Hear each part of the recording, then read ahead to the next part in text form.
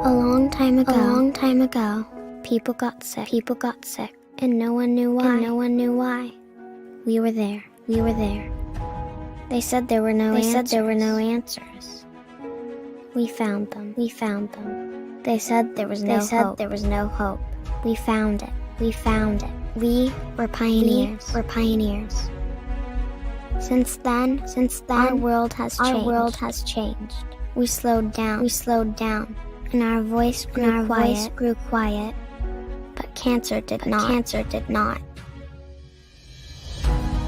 People still need us. And today, we choose to stand together. We are stronger because of those who came before us. And now we will forge a new path. Together. We will no longer remain quiet and shy. We will change. We will innovate. Together. We will save lives. We will celebrate lives. We will lead the fight for a world without cancer. Together.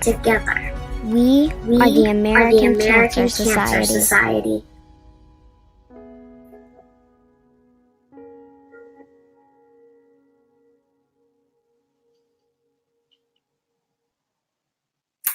Hello, and welcome to the first ever ResearchHERS of the Knowledge Corridor virtual celebration presented by Pfizer. I'm Megan Rothschild, President and Chief Badass of Chick Media, and when I'm not offering strategic marketing and planning services, I'm a wife, a dog mom, and a cancer survivor.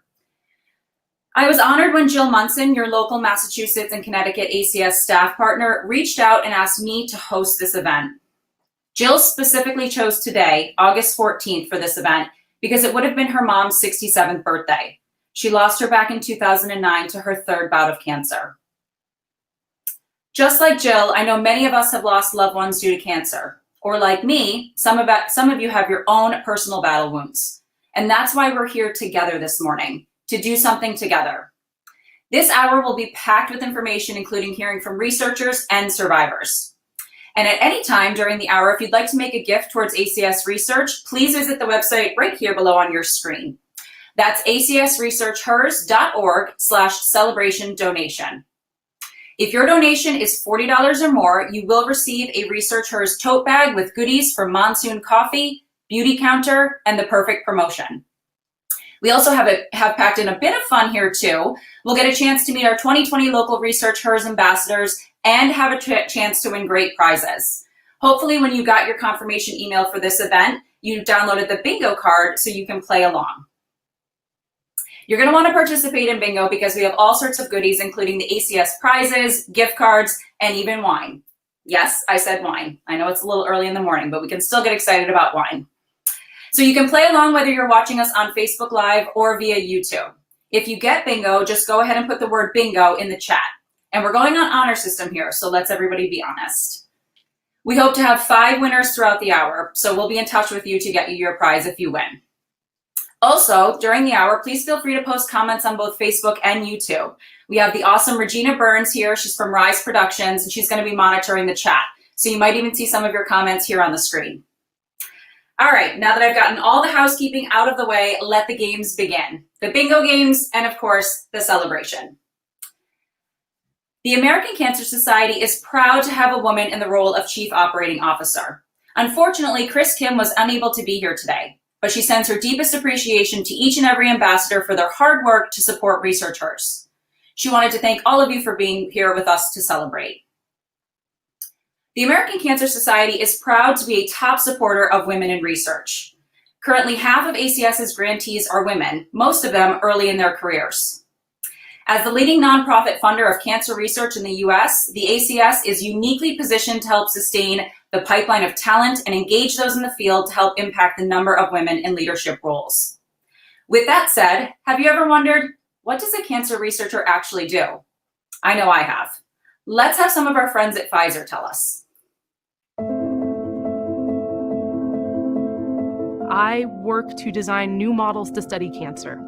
I'm working to find ways to exploit weaknesses in the armor of tumors. With chemistry, you can go in there and you can design something to interact with nature to shift an outcome. We use computational methods and very sophisticated analytical techniques so that we can measure at the molecular level the tumor characteristics. There's a lot of different groups working on a lot of different things, and so eventually we'll be able to combine all of those to really get ahead of this disease.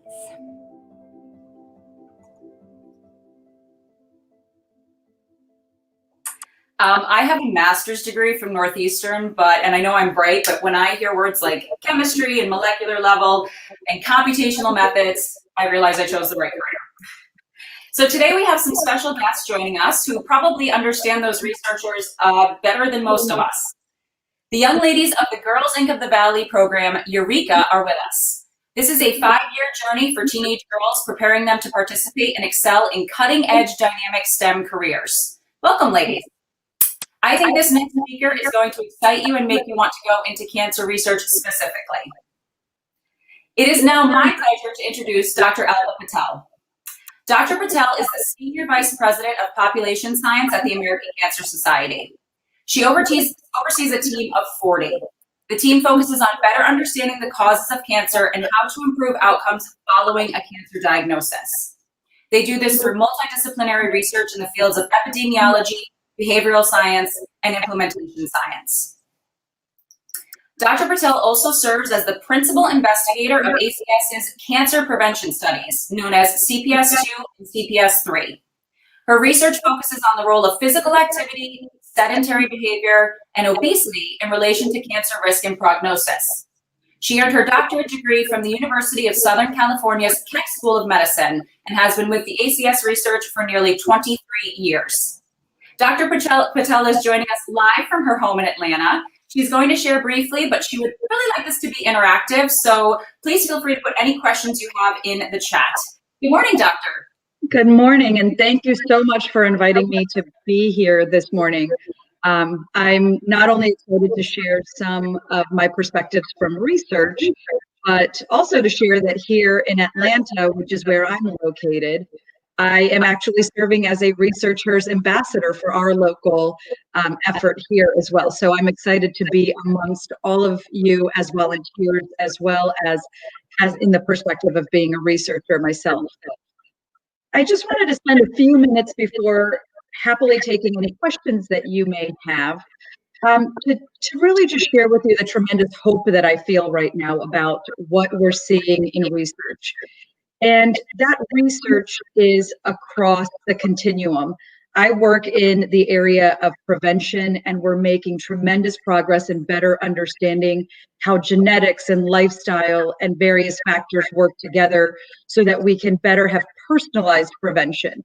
We can tell you, based on your risk profile, what you need to lower your risk of cancer. There's also tremendous and exciting work happening in the space of early detection. Just imagine, we're not far from a blood test that could actually identify multiple different types of cancer together in one test. And then on the treatment front, there is so much happening. If I had to pick my one thing that I'm most excited about, it is how we're working to understand how we can use our own immune system to fight the cancer that's within each of us, a therapy called immunotherapy. But I also want to just share with you the tremendous risk that our cancer research progress is facing right now because of the COVID pandemic. And the National Cancer Institute is estimating that over the next several years, we will likely see at least 10,000 additional deaths from cancer, and that's just breast and colon cancer, because of delays in diagnosis and delays, therefore, in starting treatment. So we're facing a lot in the space of patient care, but we're also running a tremendous risk because of the delays that are being felt in the space of cancer research. Labs had to shut down. There's now a tremendous amount of restart costs and time, because you can't just genetically engineer a particular type of mutation in a mouse and then let that mouse sit there for 4 months. You have to restart that work. So there is a tremendous amount of effort that is going into restarting the cancer research machine right now.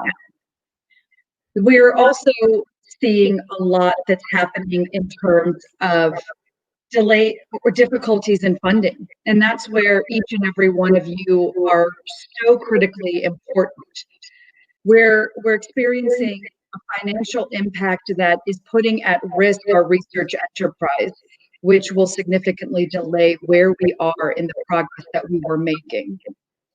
And so all of these factors together, while they give me a lot of hope because of the progress we were making, it really has led me to double down, which is why I too decided to become an ambassador for ResearchHERS, because this is going to take all of us. I want to just end with something that I thought was really interesting, kind of together in my head earlier this morning as I woke up preparing for the event today.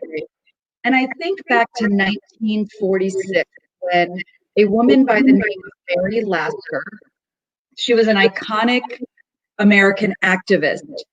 She actually raised unprecedented amounts of money to launch what is today the American Cancer Society's research program. And when I think about ResearchHERS, it's really a combination of women in science doing cutting edge work, but amazing women helping to fund that work. And together, I can say without a doubt that I believe this is our moment to pick up where Mary Lasker started nearly 70 years ago and come together to raise the life-saving funds that we need to support women in science and grow that next generation of even stronger women in science.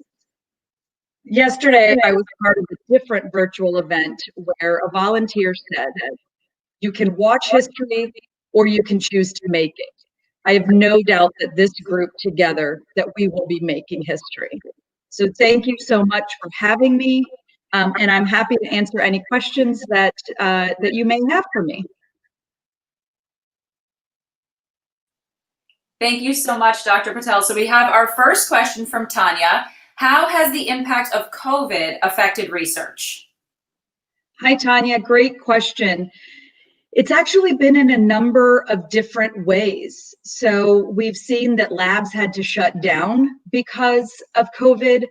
And some labs, even when they restarted, actually had to pivot and are now working to do research in the space of COVID, or they're doing COVID testing, and they haven't been able to get back to the same level in their cancer research. So that's been a huge problem. As I mentioned a little bit earlier, there's been another big issue in that when labs had to shut down, when we think about the grants that we give a grantee at institutions across the country, there are restart costs that are related to the impact of COVID. And we need now anywhere from 15 to 25% additional dollars to restart that research. So we're feeling and seeing a shortage there as well. In my own research with CPS3, we had to halt our tumor tissue collection because hospitals weren't sending tumor tissue that we were requesting because their labs had to, again, pivot for COVID response. So there's been a lot of things that have both delayed or halted research, which we're now aggressively working to restart. Wow, it's incredible. COVID is impacting so many, and this is just one of the many areas. So Lynn, thank you for writing in. So we have another question, Dr. Patel. What is the average cost to fund a single research project? Great question. That is a great question. So I will answer it in a very specific way because it's a hard question to answer. But when we think about the majority of our funding at the American Cancer Society is focused on early investigators.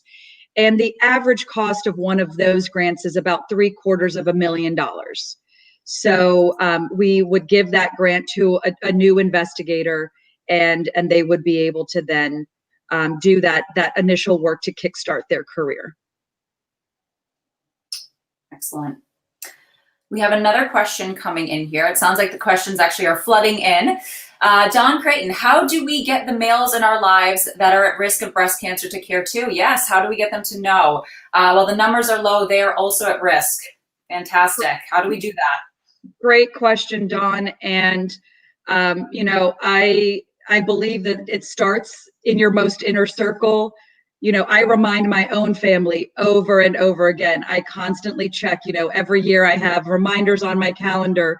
And, I think that it's being an advocate for yourself, and it's being an advocate for your loved ones as well. I think that's the greatest thing that you can do. And we continue to, even through our work, remind men that they too are at risk for breast cancer. Or you can do what I do and just make the appointment for your husband. As women, sometimes we're responsible for that, right? I'm like, you're going. That is true. All right, so we have a couple more questions here. So Tanya, again, is there any specific cancer that has been more affected during this time? So it's really the ones that we know about are the ones that we can screen for. So we know that because of fear about going into a healthcare setting, as well as shutdowns that have happened, that we're seeing lower rates of men and women being screened for colon cancer, screenings for breast cancer, and so on. So those what we consider screen detected cancers, which the great news is we can catch those early when they're very treatable and have a very, very high likelihood of survival. But what happens when you delay screening is you then delay diagnosis, which means that you're likely seeing those cancers present at a later stage where it's a more involved treatment. So those are the ones that we're seeing most often, but we don't know about those cancers for which we don't have early detection because a lot of individuals just aren't going in for the follow-up that they otherwise would go in for. Of course. Yeah, that makes perfect sense. I do believe we have one final question here that we'd love to share. So Regina has asked, what insights can you give us from the CPS study?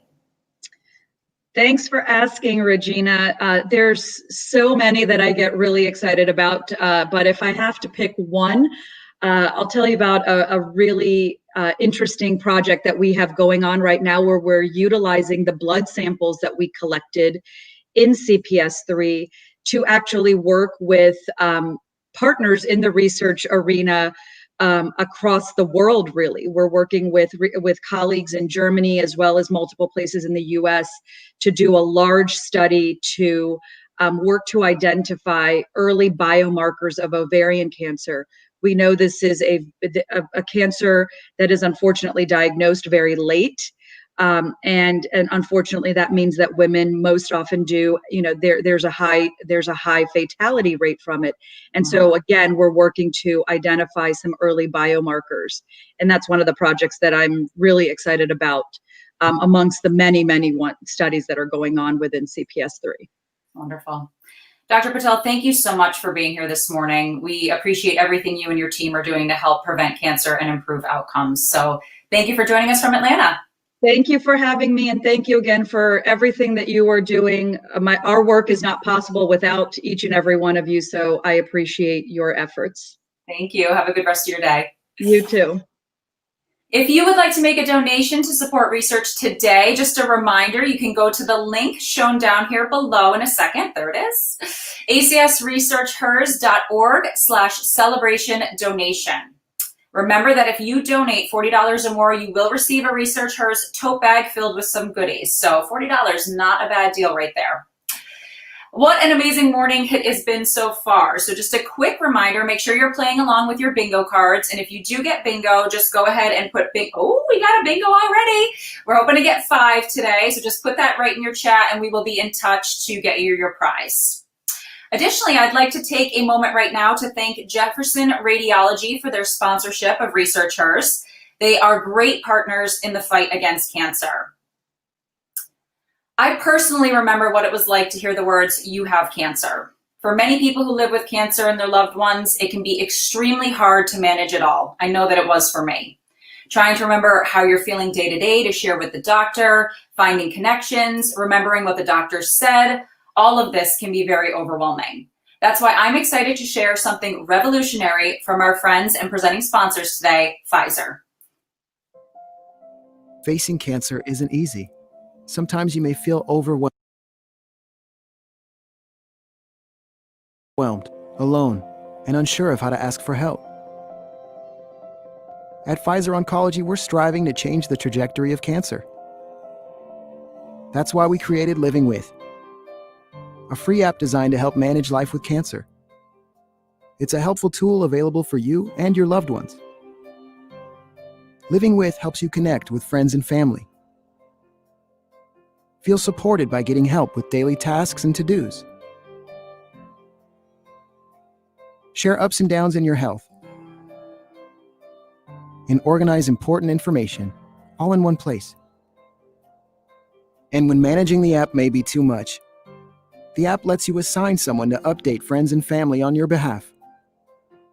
Living With helps take care of the everyday details so you can focus on the big picture. You may have a hard time keeping track of day-to-day health changes. Living With can help you track mood and pain patterns, sync sleep and steps with wearables like Apple Health, Fitbit, and Google Fit, and create personalized health reports to make each visit with your doctor more productive. You can also stay informed through articles and videos on healthy living, nutrition, and more. After an appointment, you may struggle to remember all the information your doctor shared. Living With helps you stay organized. You can write down questions, take or record audio notes at appointments, and store photos of important documents like insurance cards, medication information, and lab or test results, all in one place. Sometimes cancer can feel isolating.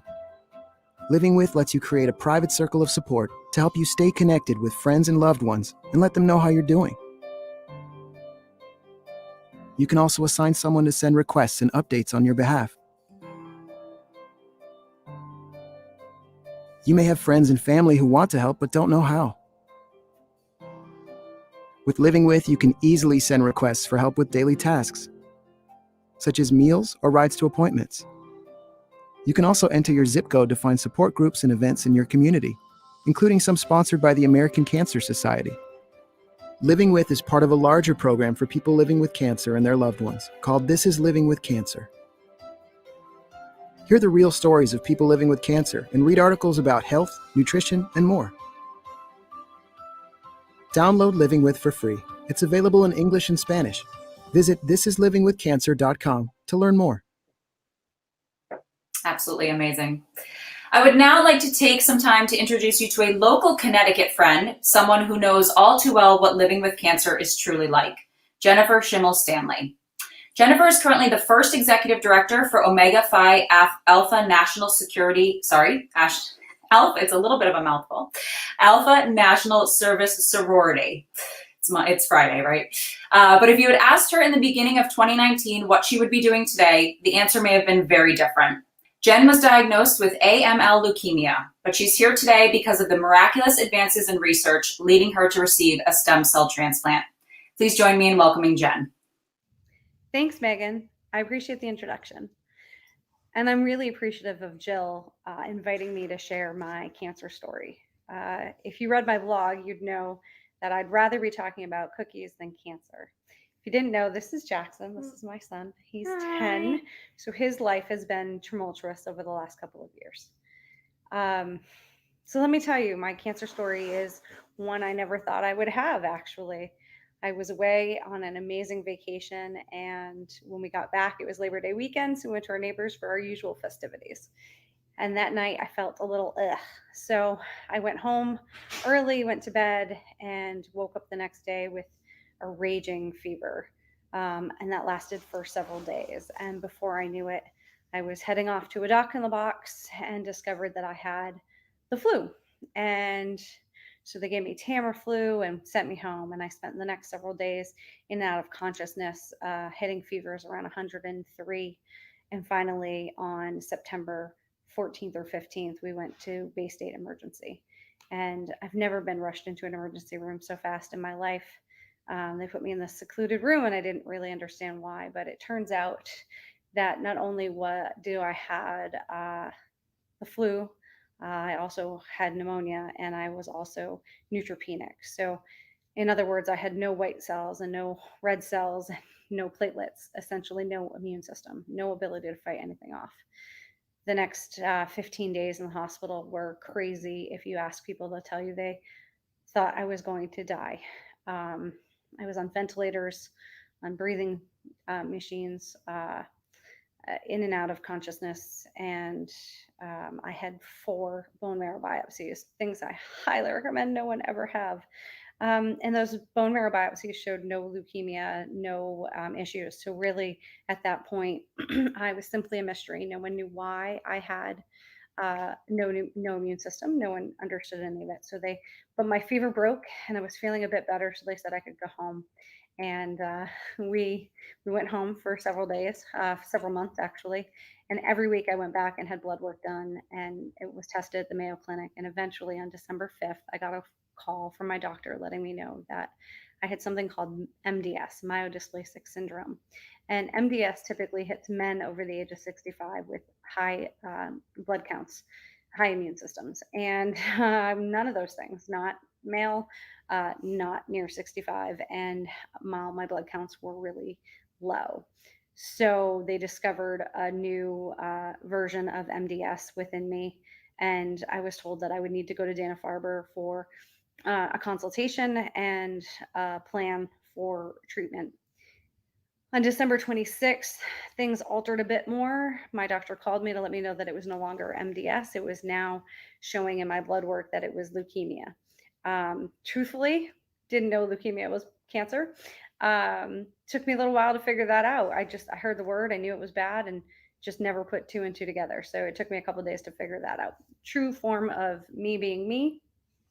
Life happens very quickly, and it was just a little nutty. So I eventually made my way to Dana-Farber, got a couple of rounds of chemo, and then I had a stem cell transplant. So what's really important about all of this is this concept of research. Leukemia can be considered a death sentence. And for me, I'm here. I had a stem cell transplant April 17th, 2019. We are in August of 2020, so I'm well past my 1 year of my stem cell transplant. But in that, I was actually in a couple of drug trials, specifically for something called venetoclax. And if there weren't people out there researching and finding new ways to treat cancer, to treat leukemia, to treat folks who otherwise would not have a good survival rate, I would not be here today. And I'm grateful, thankful, and blessed. When asked about my cancer journey, never thought I'd have one, but I'm thankful in some ways to have had it. I have all this time with this amazing little boy that I would not have had. I left a job that I wouldn't have left, and have started other crazy fun adventures, all because there are good people in the world who research ways to treat things like leukemia. And there are not words to express how simply grateful I am. So thank you so much. I appreciate it. If ever want to chat about it, somebody has leukemia and doesn't know what to do, I'm happy to be a resource anytime. Thanks. Bye. Thank you so much, Jen. I'm so glad Jackson will have lots of time with his mom. How cute is he in the little corner down there? Cancer research may seem like a daunting task to you and me, but have you ever wondered, what does an actual researcher think is one of the biggest challenges? Here to share their thoughts are some of our incredible Pfizer researchers. A lot of the patients that we're trying to work with have a very narrow window where their cancer is still treatable. And I think the arch nemesis that we're going against is trying to find treatments quickly. Patients are waiting for these discoveries, and they're waiting for new therapeutics, and they're waiting for new treatment options. There's not enough time for you to really learn everything you want to know about a target or an experiment. But yeah, that's probably the biggest nemesis is time right now. The interesting and challenging aspect about cancer research is it's a living entity. And so you've got to kind of think one or two steps ahead in terms of, well, what are we going to do, not just to treat the tumor as it is today, but when it's going to evolve into something else, and how do we figure out how to cut it off at the pass so it doesn't be able to progress? There's still a patient at the end of this. We're not just doing science because we're doing science. There's someone waiting for this treatment at the other end.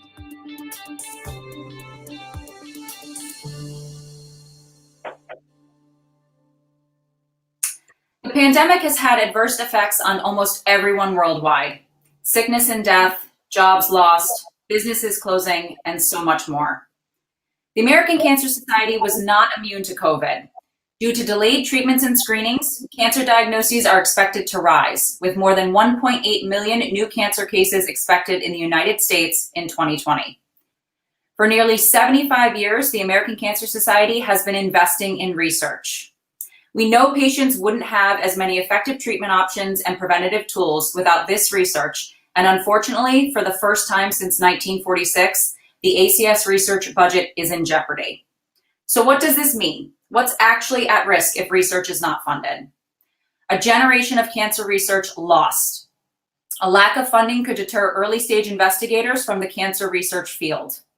Better understanding of health disparities, what causes them, and how to decrease them. Failing to invest in research now means that we will have less knowledge on how to prevent and treat cancer, lost progress towards a cure, and ultimately, more deaths from cancer. Despite the current challenges, the American Cancer Society is continuing to lead the way in funding and conducting essential and life-saving research. We hope you'll join us in our ambitious effort. There's a website here at the bottom of your screen that you can go to help. acsresearchhers.org/celebration donation. I believe we have all of our bingos in, if I'm not mistaken. So we'll keep making, Scott, Scott has got a bingo, so that's awesome. Very exciting. And we've got a little video coming up here from our friends at Pfizer as well.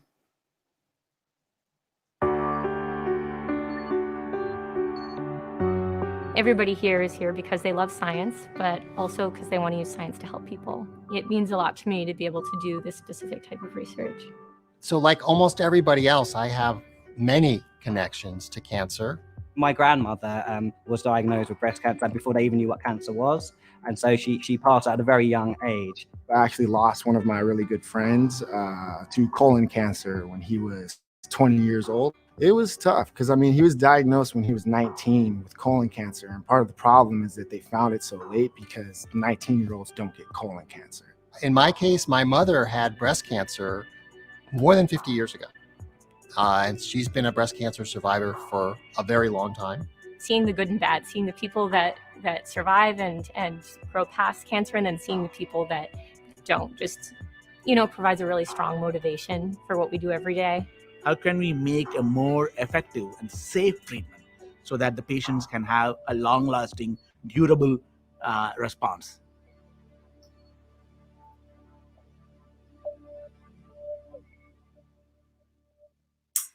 Every day, we look for inspiration to continue to motivate us. The good news is you do not have to look any further for today's inspiration. These 17 women from up and down the 91 corridor took up the challenge to become ResearchHERS ambassadors when asked, right at the beginning of the pandemic, and got through all of the uncertainty. And they excelled in ways that are even hard to describe. This acknowledgement is in alphabetical order because we felt as women it was less important who raised what and more important that we are supporting women in cancer research together. Today, I would like to thank these 2020 ResearchHERS ambassadors. Ambassador and Southwestern New England board member, Ann Campbell Maxwell. We are pulling up a picture of Ann. We have to give Ann her time. She is very deserving of her image, so bear with us with a little bit of technical challenge. Ann, if you're watching, we're sorry. Again, it's Friday. Hope everyone is enjoying this so far. And here is Ann. Fantastic. So again, this is Ann Campbell Maxwell. She is one of our ResearchHERS ambassadors. Thank you so much, Ann. We've got Kara Cole. She's a realtor with William Ravis, team 413. There's Kara. We also have Carol Campbell. She's the president of Chicopee Industrial Contractors. Shout out to Carol. Dr. Harriet Kluger, medical oncologist at Yale Cancer Center's melanoma program. Heather Veek, registered nurse at Middlesex Health. Chrissy Sullivan, Fast Signs in Manchester, Connecticut. Lisa Verval, Human Resources Director for the O'Connell Companies. Maitri Shaw, Health Systems Manager at American Cancer Society. Dr. Melinda Irwin, Associate Dean of Research and Professor of Epidemiology at the Yale School of Public Health. Molly Burek, Head of Public Policy at Boehringer Ingelheim. Nicole Coonley, MSN candidate at Yale University School of Nursing, a registered nurse at Hartford Healthcare, and a previous recipient of an ACS scholarship. Sarah Rosencrans, Market Access Planning and Strategy at Boehringer Ingelheim. Sneha Jaharash. Until last week, she was an economic development analyst with Metro Hartford Alliance, and now she's excited to be starting law school at City University of New York. Wendy Matthews, Executive Director, Southwestern New England for ACS. Wait a minute, that's only 14 women. I thought there were 17. There are, but we wanted to wait and pay special thanks to the 3 individuals who not only stepped up, but led as tri-chairs for ResearchHERS. Each of you will be getting one of these amazing cups. So starting in the north with Kate Kane, Wealth Management Advisor with Northwestern Mutual.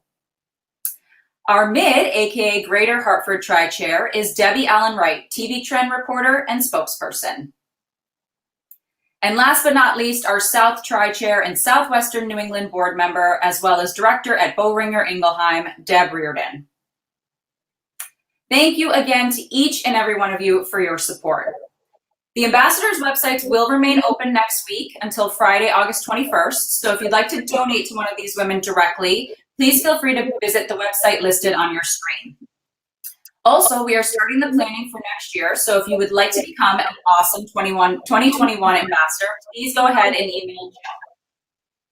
It is now my honor to introduce you to another special guest.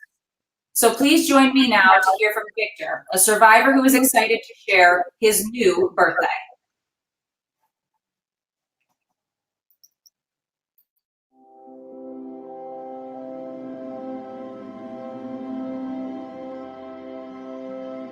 I can remember the doctor telling me I had 3 months to live and start killing my bucket list.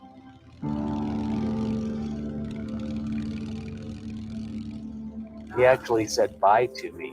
He said, "I'm sorry, but I'm going to have to say this will probably be our last goodbyes." Today is my 3rd new birthday. 3 years ago, I had a stem cell transplant, a bone marrow stem cell transplant.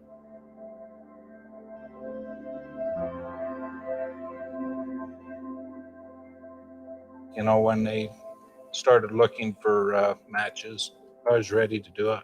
And he calls me and he says, "I'm your match and I'm doing it." There was absolutely no question. I'm giving you my blood. They gave me a lot of opportunities to back out, and there's no way. So how'd you guys meet? How'd we meet? We're brothers. I refused to accept that I wasn't going to survive. When you go into a game, you don't go in thinking you're going to lose, even though you might be way outclassed. The team that gets on the floor still thinks that they can win, and that's the way a cancer patient needs to be. They need to believe that they can win.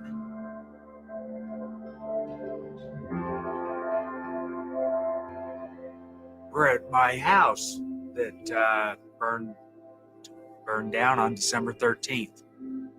To me, as long as no one was hurt, I've gotten over this pretty quickly. Sucks when your house burns down, but I've already faced death, and this is nothing but a speed bump. My favorite place, with Timpanogos in the background, sun's rising over to our east.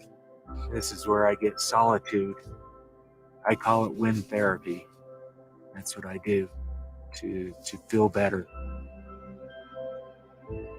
Imagine 3.5 years ago, I was told that I had 3 months to live, and now I've gone 3 years. Yeah, it's pretty amazing. I feel like I'm just a piece of the puzzle. You know, if he makes me mad, I might go out and commit a crime with his blood. You know, might have my DNA on it. Yeah. So I don't know. There's a lot I don't know.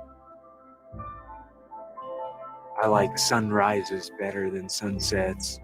That sense of life that the sun brings every morning, it's very much like my transplant, that there's a new beginning.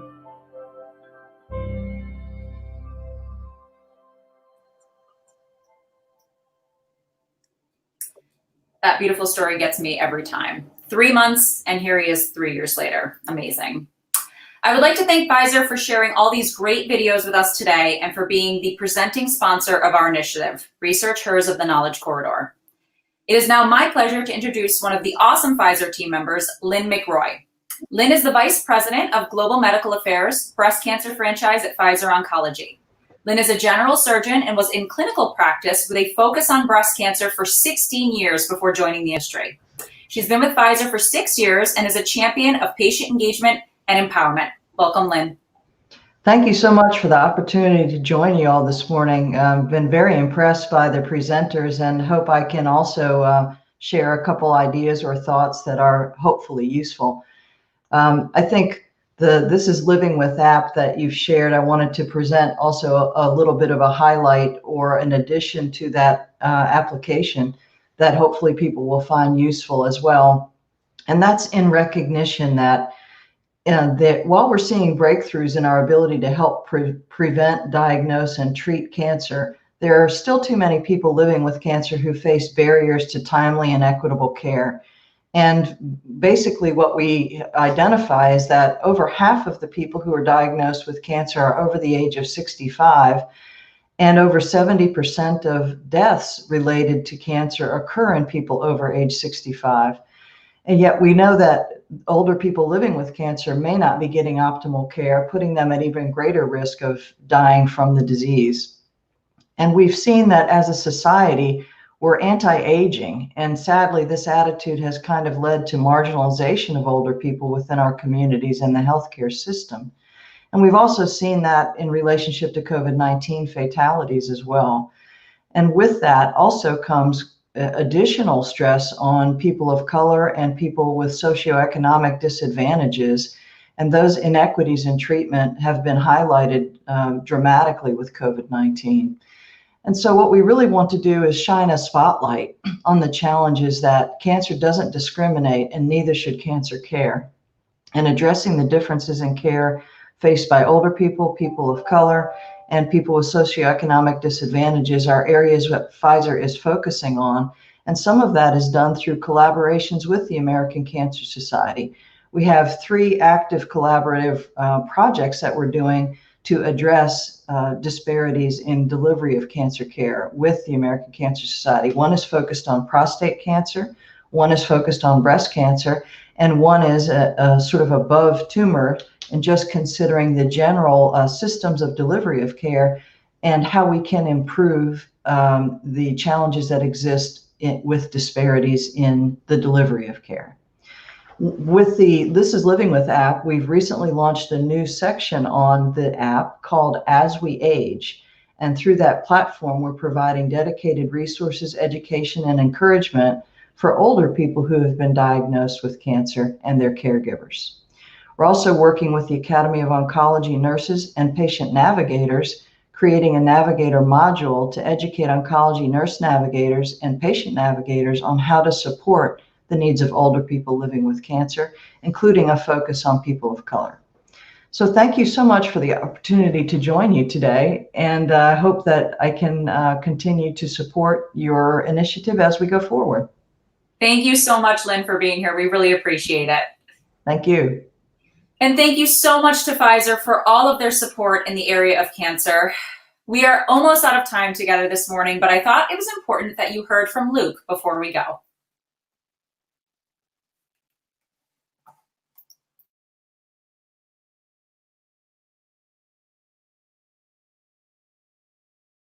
Last October, I turned 18, which was a pretty big moment in my life. But I'm not exactly a normal 18-year-old. It started when I was 3 years old. I had just been diagnosed with a rare cancer, and there was an 80% chance that was going to kill me. I had stage 4 alveolar rhabdomyosarcoma, a rare pediatric cancer that was literally all over my body. My cancer affects only 70 kids a year in the US, and it doesn't tend to bring a lot of hope. I went through 17 months of chemotherapy, radiation, and surgery, and I thought that my cancer was gone. But it came back 2 different times. First when I was 5, and then again when I was only 9 years old. My odds, they dropped from 20% to 5% to no known cure. For the first time in my life, I was scared. I wasn't 3 or 4 or 5 years old anymore, happy to be home or in the clinic watching TV or playing video games all day. I was older and I understood. I understood that I would not feel well enough to play basketball or run a mile in the park. I understood that I couldn't go to school every day and hang out with my friends. And more than anything, I understood that this could be it. We looked around for help, but most doctors said there was nothing more to do. I was a kid with a rare, aggressive cancer. It was my second relapse, and there was no clear path to a cure. But my doctor wouldn't give up on me. He searched and found me the last spot on an immunotherapy trial. That was 8 years ago, and I have been cancer-free ever since. But I was lucky. During my 8 years on and off treatment, I was on 2 different clinical trials. I survived my cancer because of trials like the ones funded by the ACS. Donations coming from people like you and supported by organizations like the American Cancer Society created new and promising treatments that could train the cells in my body to fight the disease. Cancer research saved my life, and I'm forever grateful. I am grateful for being alive today. I am truly blessed, and it's why I've devoted myself to raising money as a spokesperson for cancer research. I am a statistical anomaly. By the numbers, I shouldn't be here, and it's because of donations from incredibly generous people that I am. But that I'm here today is not enough. The majority of the kids who have gone through what I've gone through have not been so fortunate, and that's not acceptable. I'm here before you as somebody who is committed to raising money to help other kids like me who are still waiting for their treatment options. I'm here, committed to raising money for all the kids and adults with cancer who can't stand up for themselves, and all of those people who weren't able to win their own battles. And so I am here before you today as many different people. I am a 3-time cancer survivor. I'm an advocate for cancer research. I am a high school senior. I am the lead singer in a rock band. I'm an actor, an intense NBA fan. I've only become any of these because of people like you, all the people working together to stop cancer, who have given me life and strength. If there's one thing I've learned as a cancer survivor, it's that hope is important, optimism is essential, but nothing happens without action. There is no better time to act than right now. Thank you.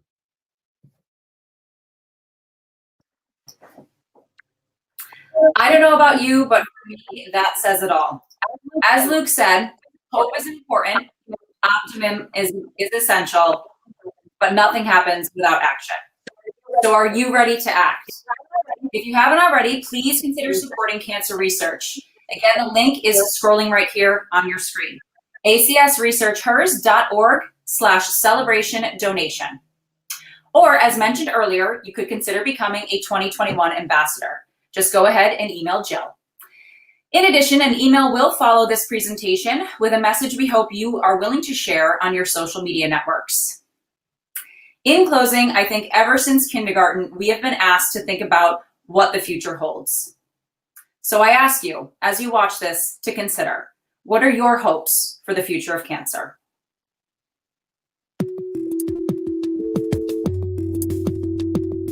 In 20 years, I hope that cancer is something that we can detect quickly.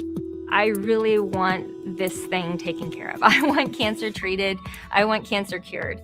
I would love to see a range of treatments that can really cure cancer, and that's a high bar to achieve. But even if we reach for the unreachable, even if we only get halfway there, I still think about all the good that we could do and all the patients that would benefit from the work that we do. So in closing, I know my hope for the future of cancer aligns with the mission of the American Cancer Society: to save lives, celebrate lives, and lead the fight for a world without cancer.